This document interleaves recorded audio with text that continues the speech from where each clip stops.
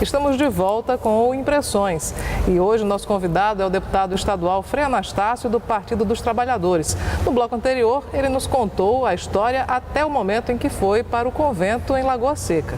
Deputado, já era Frei Anastácio nessa época? Como é que foi a escolha? Foi a igreja que escolheu o nome ou foi o senhor que escolheu?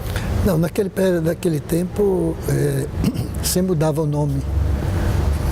Tinha um significado simbólico, dar o nome para entrar numa nova realidade de vida.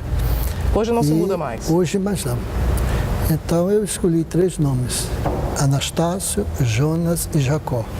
E aí no sorteio caiu Anastácio. Depois a gente podia voltar o nome de batismo, mas eu preferi continuar com o nome de Anastácio. Em Ipuarana eu fiquei 5 anos e quando foi em 69 eu fui para o noviciado.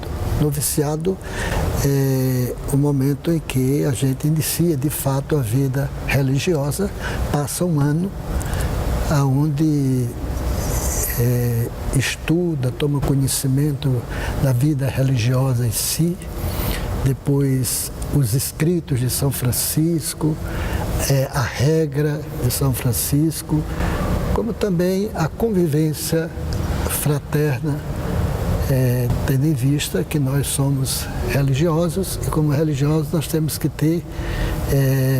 ser muito forte a nossa convivência em fraternidade.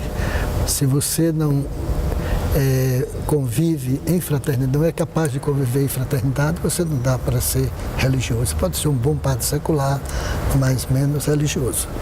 Então eu fui para o noviciado em Sirineém, na Diocese de Palmares, Zona da Cana, Pernambuco. Em Pernambuco. Onde essa designação também é feita pela igreja, não é o religioso que escolhe? A própria província é uma questão, faz parte Sim. de todo itinerário religioso e formativo. Então eu fui para lá e era a Zona da Cana, onde predominava a monocultura da cana-de-açúcar e além dos estudos, da oração, da convivência fraterna, a gente tinha a oportunidade de 8 em 8 dias visitar as famílias, os engenhos. E eu visitava o engenho por nome de Jaceru, da usina Trapiche, e o que me impressionou foi que vinha muitos trabalhadores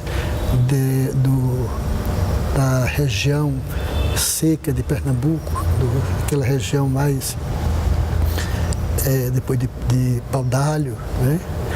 E eles vinham para o corte da cana. Que eram chamados boias frias. Eles eram cabiteiros, que cabitavam a cana para a usina. E como não tinham alojamentos, eles permaneciam nas cocheiras, os animais e eles ao mesmo tempo com suas redes armadas. E quando o senhor viu essa imagem, ele chocou muito? Aí me chocou, porque eu vinha de uma região de pequenos produtores, Esperança, Lagoa Seca, onde o povo tinha uma terrinha, vivia com mais dignidade. Então isso me chocou muito. Depois, quando a usina parava, vinha a entre-safra, os homens iam, principalmente de Serinhaém, iam para Recife e para a construção civil, né? Trabalhar como servente de pedreiro e ficavam as mulheres com as crianças nos rios pescando eles garozinhos, aqueles peixinhos para sobreviver. Então era muita miséria e isso me chocou muito. Então eu comecei a perceber. Aí também, a partir dos estudos, naquele momento, em 69, era a Conferência de Medellín, onde os bispos da América Latina estavam numa conferência e elaboraram um documento muito forte, que é um dos melhores documentos da Igreja depois do Vaticano II, onde falava da pobreza na América Latina, da exclusão, da opressão dos países latino-americanos, onde havia ditadura, e o Brasil era um deles. E isso foi despertando. Então eu confrontava aquela realidade que eu estava vivendo com aquela realidade do povo. Então eu comecei a perceber, comecei a ler Medellín, a gente debatia, e veio a campanha da Fraternidade de 69, que tinha Foi a primeira campanha? A primeira campanha, que tinha como lema o coração de pedra era de Ezequiel, o coração de pedra se converterá num coração de carne. E nós tivemos o padre Nemi, que hoje já está bem idoso, professor da universidade aqui em João Pessoa, que deixou o ministério, casou-se, e ele veio nos ajudar numa reflexão sobre a campanha da fraternidade. E a partir daí isso abriu. E tive a oportunidade de o nosso superior, o nosso mestre, ele também foi aberto para esse debate, só que ele não se envolvia. Quem era o seu superior? Era o Frei Agostinho Tepe, um alemão, um homem de uma vida espiritual profunda, de muito conhecimento do franciscanismo.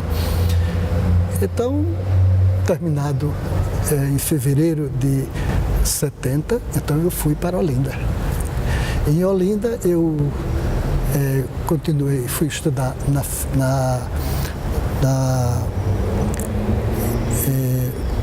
na FAFIRE, na Conde da Boa Vista, na Faculdade de Filosofia, fazendo Ciências Religiosas. E aí me envolvi no movimento Encontro de Irmãos, de Dom Helder Câmara, e também no movimento estudantil.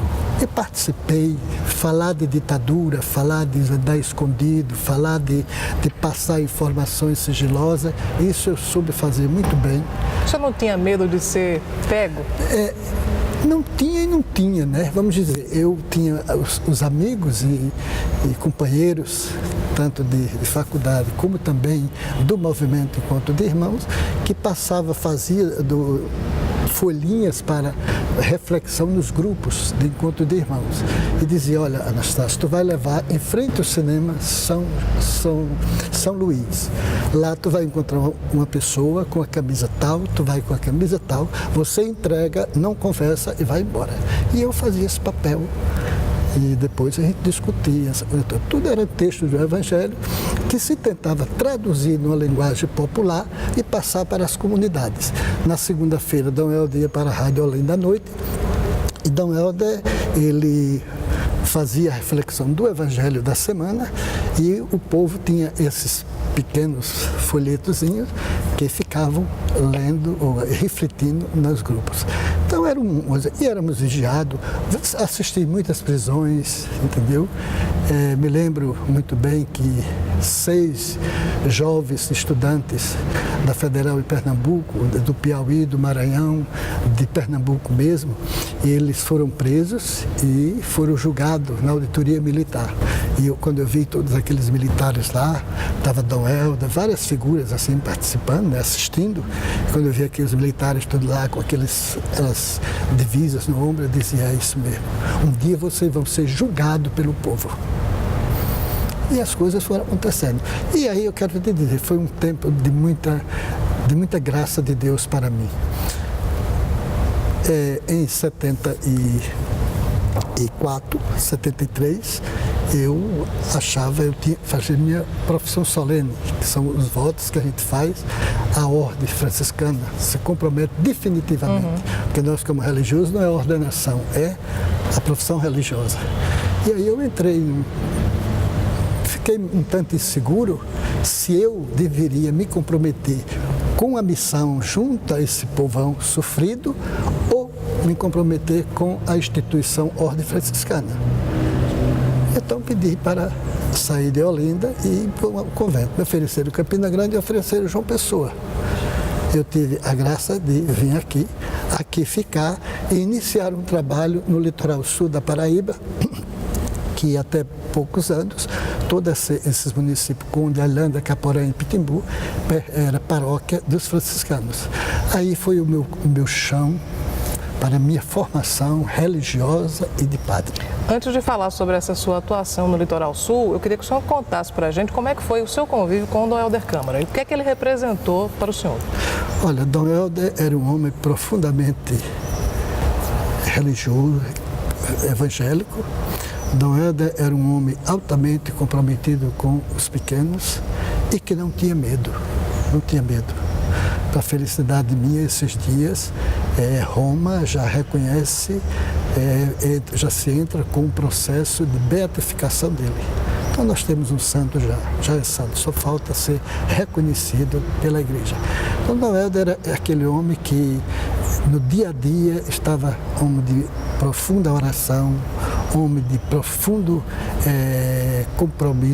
compromisso com os pobres e de uma relação harmoniosa, atenciosa com todos aqueles que com ele convivia e trabalhava no dia a dia. Nós vamos a mais um breve intervalo, nós voltamos em instantes para concluir essa nossa conversa com o deputado estadual Frei Anastácio, do PT.